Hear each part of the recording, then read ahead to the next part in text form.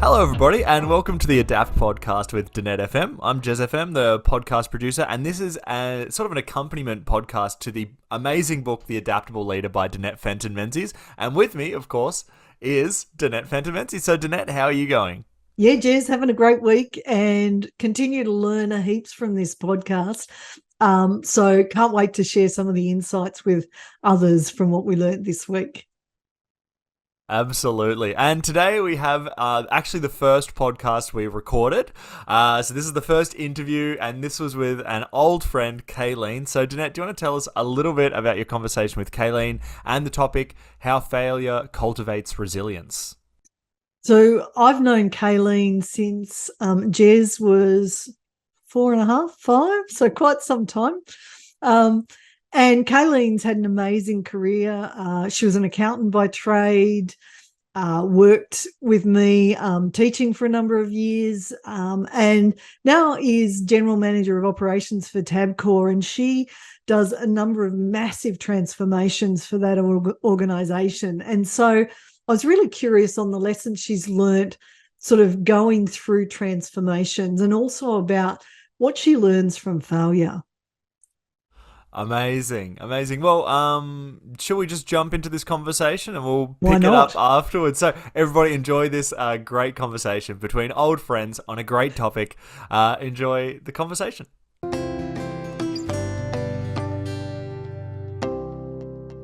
All right. Well, do you want to just start by introducing yourself and sharing a little bit about you before we start? And then that can sort of go in the intro. Oh, cool. Because I'm like, I know that's like odd because I'm like, oh, no, you did that. So I'm Kayelene Snowden. I'm currently General Manager of Operations at Tabcorp. So in my role at Tabcorp, I look after all of the field services team. I look after all of the contact centres. I look after all the on-course technology team from a field service perspective. I look after all the retail venues. So I have a very large workforce. We're a national business. And, you know, I've been at Tabcorp now for eight years. Previous to that, I was at the ACT TAB. I'm an accountant by trade, but now I've got quite a different remit. Nice. And Kaylene and I have known each other since our children were very young. So yes, I've watched Kaylene's career change so many times. So it's thank you so much for coming on today. And thank you for having me. Oh, you're welcome. I just figured you were a great person to talk about adaptability and leadership because you've done it a number of times. So let's start with, what do you do that helps you actually adapt? What I do is I probably pause and think about why the changes occur, or why change is occurring, and try to understand the why. You know, and I think you know, in this day and age, you know, you have to be able to reflect on how things are in their current state, and then what the future state's going to look like, because we are completely evolving it, and we're evolving at pace in business and in the whole world, really. You know, so you need to be able to think ahead. You need to be able to be strategic. You know, and for me personally, how I learn to adapt, if you like, is I do, you know, I pause, I reflect, I think, and I have great people around me. I always make sure I have a great team around me, you know, and I know with them when to lean in, when to lean out, because you have to have that trust within your team. And I think the other big thing for me is about taking accountability, like making change, owning it, making decisions, because you can be in inertia if you don't make decisions. Great answer. And I was just thinking, there are some leaders that push back about, you know, taking that time to reflect and, you know, just get reset. any advice for them on how they can just create that space a little bit in their workplace to be able to do that? Like I used to be like that. So I get that. Like, but the thing is, you learn, sometimes you have to go slow to go fast. Yeah. Yeah. So, it's about, if you don't pause and get yourself right and understand what you want the outcome to be, then how can you lead people to that? You have to own it as a leader, because you're the one that's got to be able to bring people along on the journey. When you're living in a world of change, or you're transforming a business, or you're rolling out new initiatives, you've got to understand it, you've got to be passionate about it. That's the way that you can drive that with your team. So I'd say to people, you've got to learn to, you've got to learn, like that I had to learn. You have to learn to breathe, pause, reflect. Yeah. So go slow to go fast. Nice. Love that answer. So how do you deal with failure? Because throughout our careers, there's going to be times when things don't work according to plan. How do you deal with that? I use it as and I know this probably sounds, cliche, but I do use it as a learning. And I think failure builds resilience, and you need a lot of resilience. And so when I've had failures, and yes, we've all had them, even now I'll look back and think, and go, this is what I learned from that, and this is that, and look at how I dealt with it, and it comes back to that self-reflection and taking something out of everything, so you are learning from that failure, what went wrong. I'm a big believer in post-implementation reviews, because I think, and we don't do enough of them, like in business, you don't do enough of them, but unless you take the time to look at what went wrong, how do you then know to ensure it does, and I'm not going to say it doesn't go wrong again, but you can manage and mitigate and put things in place. And if you don't look back and reflect on that, then sometimes you're just going to make the same mistakes again. So true. Love it. So think of the time where perhaps you had a failure where if you reflect on it, what would have happened if you hadn't have adapted in that situation? I think for me, if I hadn't have adapted in that situation, I wouldn't be where I am now. And I suppose there's two elements to that failure, whether it's a commercial failure or a personal failure. When I think about I could be thinking of a personal failure where you haven't had a good relationship in the workplace, or you've had a difficult boss, or those types of situations. If I didn't learn from that, you don't grow, and then you don't know how to deal with those difficult people, because we're always going to have difficult people in our working life. So how do I deal with them going forward? From a commercial sense, like in a transaction or in an outcome-based activity, where you've had a failure, and if I hadn't have learnt from that, I'm very likely to do it again. Do you know what I mean? You learn so much from those mistakes that you make, and sometimes failures are not because you could do everything right and you still have a failure, because there's always things outside your control. I'm curious, the difficult people, any tips you've got for our listeners around what do you do when you have to deal with difficult people? At the end of the day, I'm very data driven, so if I'm dealing with difficult people, I try to keep it very factual, very professional, and use that to leverage the outcome I want to get to, if I have to get to an outcome. But difficult people now, like I said, you just learn that resilience. You learn that it's if it's in the workplace, you learn how to manage them, how to limit your exposure to them, if you like, if you have to, if it's that bad. But yourself, at the end of the day, you don't like being around people that bring you down. So in your private life, you don't tend to be around people that are difficult. So in the workplace, I just limit really how much interaction I have with them. Nice and very wise advice. Love that. So the next question is, what advice would you give to your 25-year-old self about being an adaptable leader? Well, I would say, like I said to you before, that remember to breathe. Yep. Remember to being comfortable with being uncomfortable. Like, we live in an environment where things are always changing, like I said. So you've got to get used to being uncomfortable, and embrace it. And sometimes, having that feeling in your stomach when you're not sure or you're uncertain, then, that's okay. Even the most confident people have that, and that's okay. I think the other thing I would say to them is that through change, you learn, right? And so it's like, I'm a big believer in continuous learning. So you either stay still and you don't learn, or you just keep moving forward and you continually learn. And I think you just never know what doors it opens up. What about all the opportunities? So that fear of going, I can't do that, or I don't know what to do there.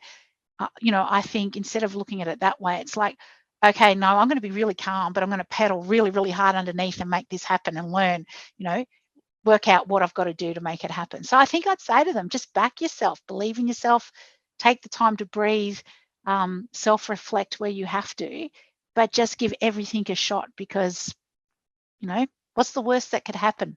You could fail, but you just pick yourself back up and off you go again. I really like that answer. And it's one thing I've observed with leaders who do adapt, is that they don't necessarily have all the answers when they go into it. It's like, okay, I'll back myself and give it a go. And I love that answer. That's just exactly what I observe as well. So, when people are trying to build their confidence, what's the best way, do you reckon, to build their confidence if they're trying to adapt? It's by doing things. It's doing things, and you do it, and then you go, oh, that wasn't, that wasn't so bad. Or, and learning, reading, exploring, talk to people, put yourself out there. If you don't know something, like you said, it's okay to say, I don't know that. Can you share with me, or can you help me?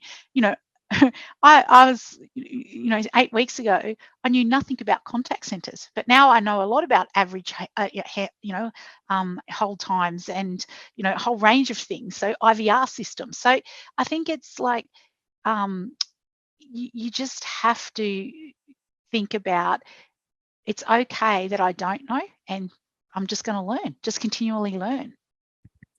And I love that from a role modeling perspective too, because if your leader's willing to go, I don't know, can you help? That obviously it also sends a message to the team about being okay with not knowing and reaching out for help.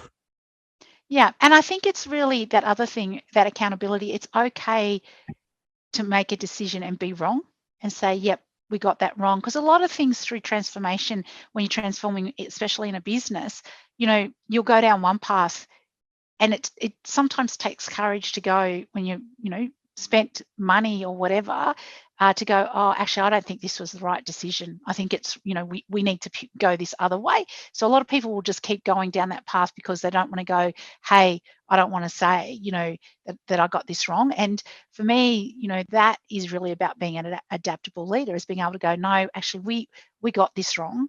This is a mistake. If we keep doing that, it's not going to get the outcome we need. We need to pivot. We need to move in this other direction, And so I think that's really important, to be able to show to your team that you can do those sort of things, because then that empowers people to make decisions.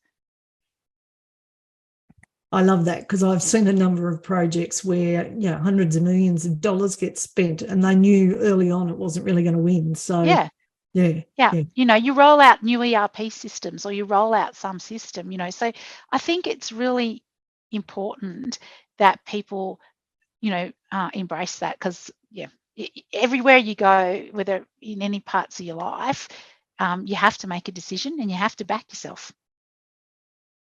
Nice, love that. So we're nearly at the end of this, Kayleen. This has been a nice conversation. Being nice and quick.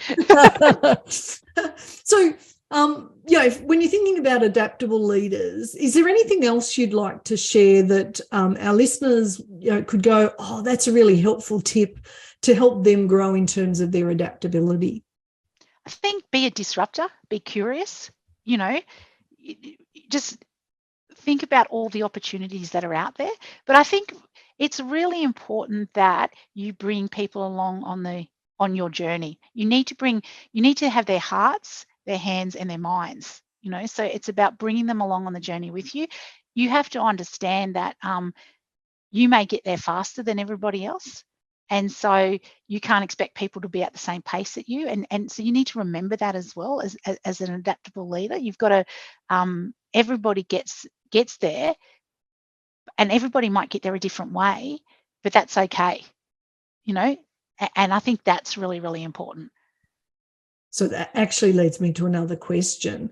To get people on board on that journey, particularly when you're involving heart, what are some of the things that you do to involve the head, the heart, to get them, wherever they are, to come along and join? But most of the time, it's one of the keys to that message is what's in it for them. Nice. Like what's in it for them?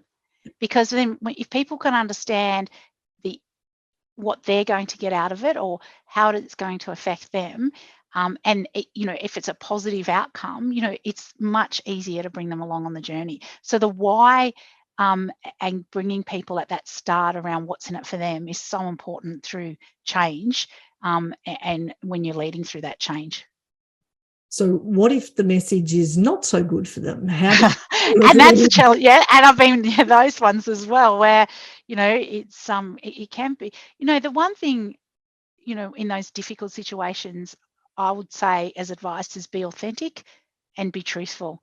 Like, people deserve your authenticity. They really do. So when it's difficult changes or you're doing difficult challenges within your workplace, people respect you more if you are honest with them and you be authentic around the conversations you have with them.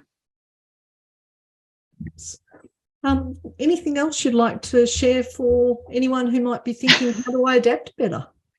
Well, I think, you think, like, I just go, I've been an accountant, I've been a facilitator, I've taught people, and now, I'm doing operations. I think just remember that life's a journey and have fun, and be curious.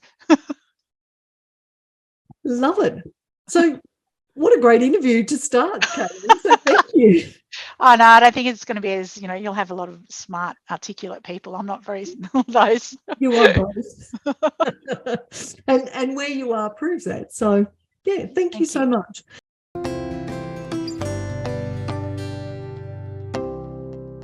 Wow, what a great conversation. Good to see Kaylene again. I'm 29 for people doing the math, so if you you can see a few years.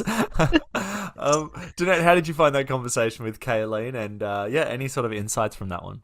I loved that conversation. I loved her distinction about failure in terms of whether it was something that she'd contributed to and what she could learn from that, but whether it was something that was external and therefore not to beat herself up around it, but again, just to take the lessons and learn.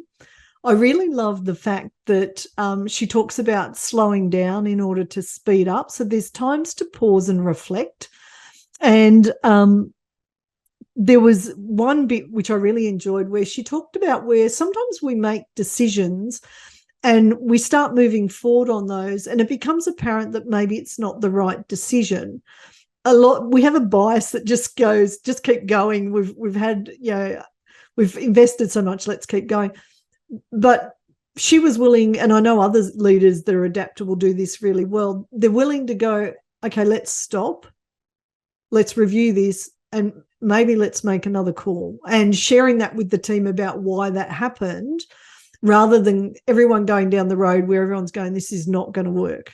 So, that takes courage as a leader, and I really loved that part of the conversation with Kaylene.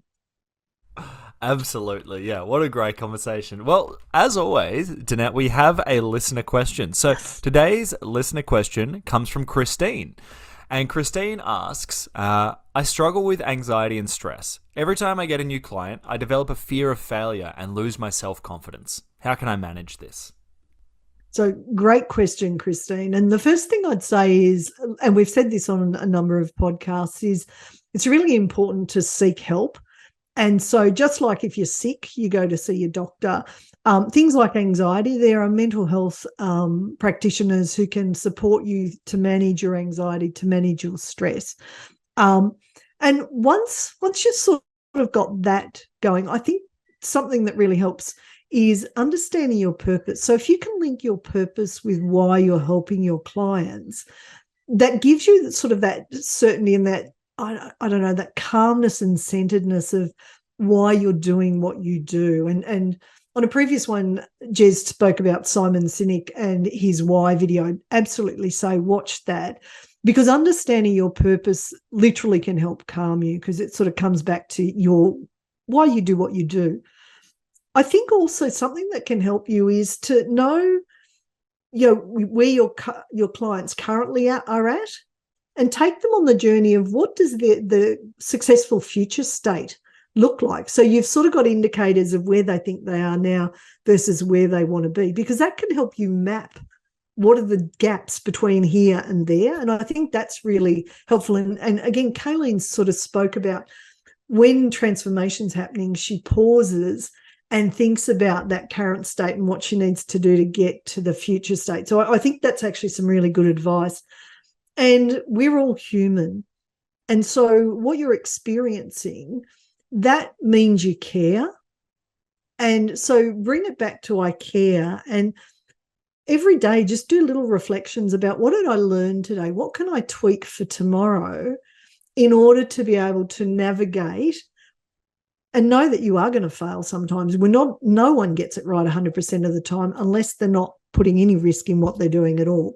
So learn from those and be okay if you go one direction, then you go, maybe this needs to change.